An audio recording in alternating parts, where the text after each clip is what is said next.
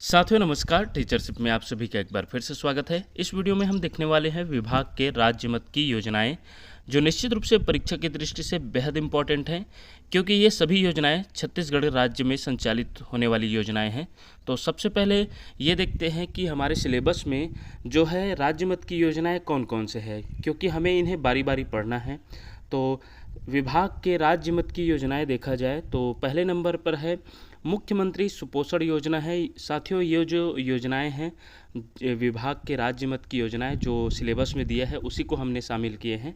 और दूसरे नंबर पर है प्रारंभिक बाल्यावस्था, और तीसरे नंबर पर है देख रेख एवं शिक्षा ECCE सुचिता योजना है, मुख्यमंत्री बाल संदर्भ योजना है, और छठवां पढ़ना है नौनी सुरक्षा योजना, सातवां पढ़ना है नवा बिहान योजना, आठवां पढ़ना है महिला जागृति शिविर, और नौवां है दिशा दर्शन एवं भ्रमण, और 10वां देखा जाए तो मुख्यमंत्री कन्या विवाह योजना, और 11वां देखा जाए तो छत्तीसगढ़ महिला कोष की ऋण, और 12वां देखा जाए तो योजना सक्षम योजना, और वही 13वां देखा जाए तो महिला स्वयं सहायता समूह एवं नारी निकेतन योजना। तो ये सभी योजनाओं को राज्य मत की योजनाओं के तहत पढ़ना है। साथियों, सबसे पहले हम देखने वाले हैं हमारा पहली जो है योजना, इसमें जो दिया है सबसे फर्स्ट में मुख्यमंत्री सुपोषण योजना। चलिए दोस्तों, इसको स्टार्ट करते हैं। बहुत ही अद्वितीय जानकारी मिलने वाली है साथियों, तो देखते रहिए आपका अपना चैनल टीचरशिप। चलिए स्टार्ट करते हैं। मुख्यमंत्री सुपोषण योजना, योजना का जो नाम है साथियों मुख्यमंत्री सुपोषण योजना है, याद रखिएगा। और इसे अन्य नाम से भी जाना जाता है हरित नानी बेरा अभियान। और इसकी जो शुरुआत है साथियों 24 जून 2019 को किया गया था। और कौन से ज़िले से किया गया था पूछा जाएगा तो याद रखिएगा बस्तर संभाग के दंतेवाड़ा जिला से सुपोषित दंतेवाड़ा अभियान के नाम से शुरुआत किया गया था। याद रखिएगा साथियों, ये पूछा जा सकता है कि छत्तीसगढ़ के कौन से ज़िले से जो मुख्यमंत्री सुपोषण योजना है या हरित नानी बेरा अभियान है उसको स्टार्ट किया गया था। तो याद रखिएगा सुपोषित दंतेवाड़ा अभियान से दंतेवाड़ा जिला से किया गया था, जिसका जो महत्वपूर्ण वाक्य था सुपोषित दंतेवाड़ा अभियान।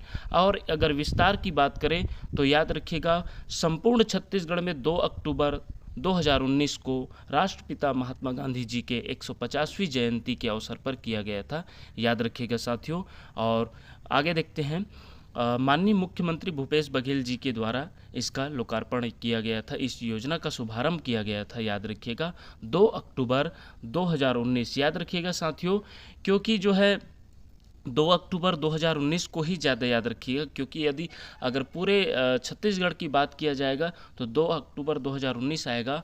और यदि किसी ज़िले की स्पेशली शुरुआत की बात बोला जाएगा तो याद रखिएगा 24 जून 2019 को याद रखिएगा, जो कि दंतेवाड़ा से किया गया था, सुपोषित दंतेवाड़ा अभियान से। तो याद रखिएगा साथियों इसको। चलिए आगे बढ़ते हैं साथियों। इसका मूल मंत्र क्या है, जो मुख्यमंत्री जी के ट्वीट के द्वारा जो मूल मंत्र दिए थे, तो याद रखिएगा मजबूत पुष्ट और समृद्ध छत्तीसगढ़, ये जो है मूल मंत्र है इस योजना के तहत। तो इसको भी याद रखिएगा साथियों। आगे बढ़ते हैं। इस योजना का प्रमुख उद्देश्य देखा जाए साथियों तो याद रखिएगा छत्तीसगढ़ राज्य में जो 6 वर्ष से कम आयु के बच्चे हैं और 15 से 49 वर्ष की आयु की महिलाओं को कुपोषण एवं एनीमिया से मुक्त कराना है। तो इसका जो मुख्य उद्देश्य है यही है साथियों कि छत्तीसगढ़ राज्य में जो 6 वर्ष से कम आयु के बच्चे हैं उसको कुपोषण से मुक्त कराना, और जबकि महिलाओं में देखा जाए तो 15 से 49 वर्ष के आयु की महिलाओं को एनीमिया से मुक्त कराना। और लक्ष्य रखा गया आगामी 3 साल में छत्तीसगढ़ को कुपोषण और एनीमिया से मुक्त कराने का लक्ष्य निर्धारित किया गया था। याद रखिएगा इसको भी आगामी 3 साल के लिए इन्हें पायलट प्रोजेक्ट के रूप में चलाया गया था साथियों। आगे हम जानेंगे भी। आगे देखते हैं लाभार्थी देखा जाए तो लाभार्थी कौन कौन है, तो 6 वर्ष तक के आयु वर्ग के समस्त कुपोषित बच्चे जो है इस योजना के लाभार्थी होंगे। वही दूसरा देखा जाए तो 6 माह से 59 माह तक की आयु वर्ग के एनीमिया से पीड़ित बच्चे भी इस योजना के लाभार्थी होंगे। वही तीसरा देखा जाए तो 15 से 49 वर्ष के आयु वर्ग के एनीमिया से पीड़ित जो महिलाएं होंगी वो भी इस योजना के लाभार्थी होंगे, हितग्राही होंगे।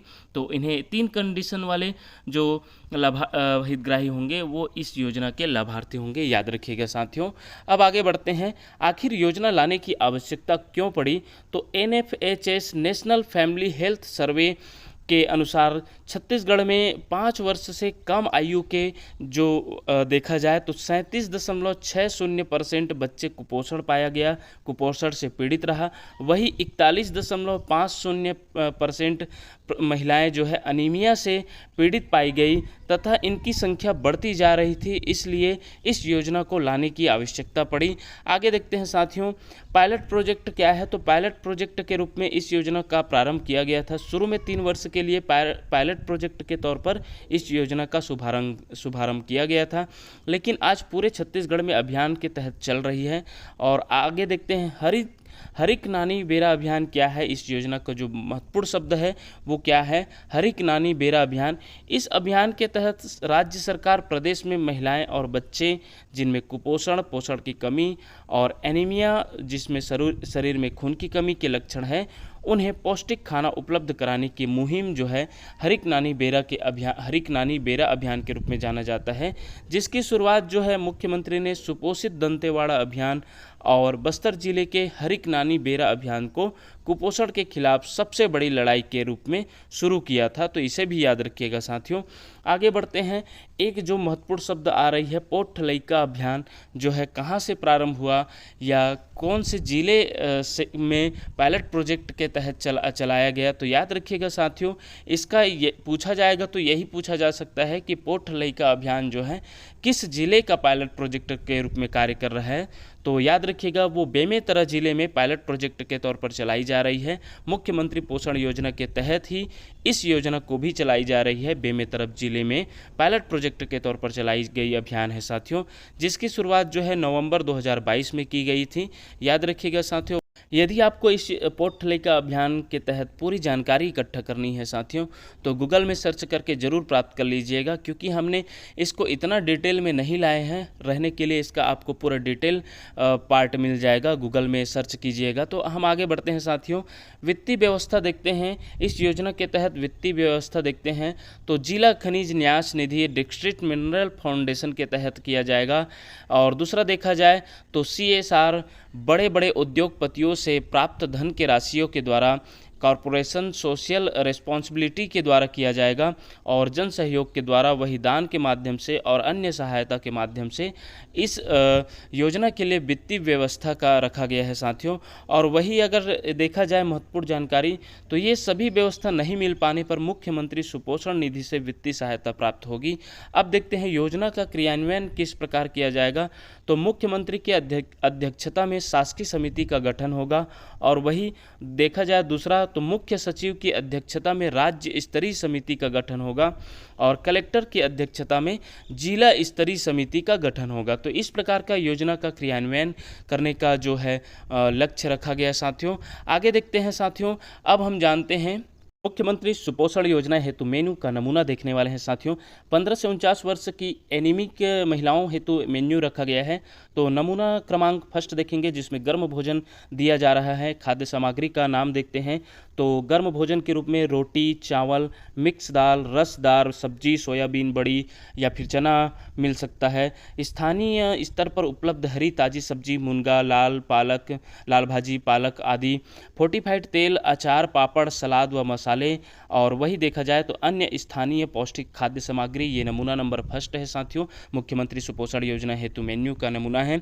और वही दूसरा देखा जाए तो नमूना क्रमांक दूसरा देखा जाए जिसमें गर्म भोजन ही, तो खाद्य सामग्री का नाम देखते हैं चावल, मिक्स दाल, रसदार सब्जी, सोयाबीन बड़ी, चना, स्थानीय स्तर पर उपलब्ध हरी ताज़ी सब्जी, मुनगा, लाल भाजी, पालक आदि, फोर्टिफाइड तेल, अचार, पापड़, सलाद व मसाले, अन्य स्थानिक पौष्टिक खाद्य सामग्री।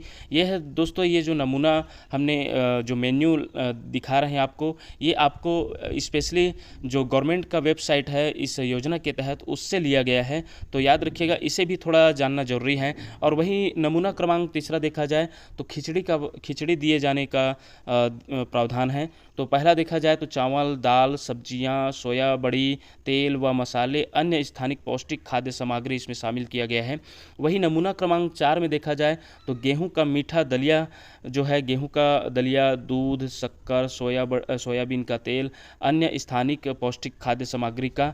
आप टिप यहाँ पर ध्यान दीजिएगा, उक्त मेन्यू को स्थानीय परिस्थिति, उपलब्धता एवं आवश्यकता के अनुसार जो है परिवर्तित किया जा सकेगा, ये बोला गया है साथियों। वही अब हम 6 माह से 3 वर्ष के जो है 6 माह से 3 वर्ष तक के जो कुपोषित बच्चे हेतु मेन्यू का जो नमूना है उसे देखते हैं। नमूना क्रमांक फर्स्ट देखते हैं, गर्म भोजन का जो है प्रावधान है, तो उसमें देखते हैं चावल, मिक्स दाल, रसदार सब्जियां, सोयाबीन, बड़ी, चना, स्थानिक स्तर पर उपलब्ध हरी ताज़ी सब्जी, मुनगा, लाल भाजी, पालक आदि, फोर्टिफाइड तेल 15 ml एवं मसाले एवं देखा जाए अन्य स्थानिक पौष्टिक खाद्य सामग्रियाँ लगभग उसी जैसा है साथियों। आगे देखते हैं नमूना क्रमांक 2 देखा जाए तो खिचड़ी के रूप में चावल, दाल, सब्जियां, फोर्टिफाइड तेल 10 ml व मसाले, सोया बड़ी व अन्य स्थानिक पौष्टिक खाद्य सामग्री। वही नमूना क्रमांक 3 देखा जाए तो मीठा दलिया, जिसमें गेहूं का दलिया, दूध, शक्कर, सोयाबीन का तेल, अन्य स्थानिक पौष्टिक आहार। तो इस प्रकार साथियों सुपोषण योजना के तहत ये जो है योजना चलाई जा रही है। इसमें जो है इस प्रकार का मेन्यू रखा गया है खाद्य सामग्री के रूप में, अर्थात जो है बच्चों में कुपोषण एवं और महिलाओं में एनीमिया से जो है लड़ाई लड़ने के लिए, उसे दूर करने के लिए इस योजना को चलाई जा रही है, जिसमें हम आज अद्वितीय जो है जानकारी इकट्ठा किए। इस प्रकार दोस्तों आने वाले वीडियो में हम फिर एक नेक्स्ट जो है इसका योजना है उसे हम चर्चा करेंगे। तब तक के लिए देखते रहिए आपका अपना चैनल टीचरशिप। धन्यवाद साथियों।